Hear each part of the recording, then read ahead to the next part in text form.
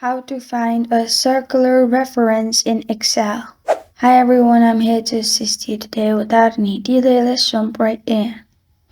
Open your Excel. Then as you can see, I have these tables, which is selling price, cost price, and sold. But if I type in enter, there is circular reference option. Press on OK. Now, to find what's wrong with your formula, at the bottom you'll find circular references at the bottom.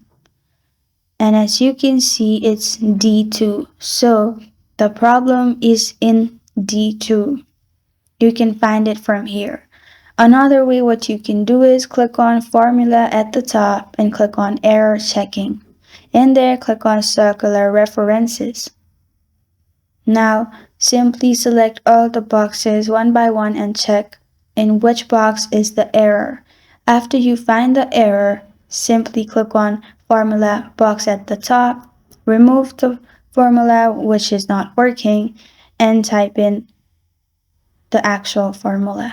After you have done that, press on enter and you'll find your answer.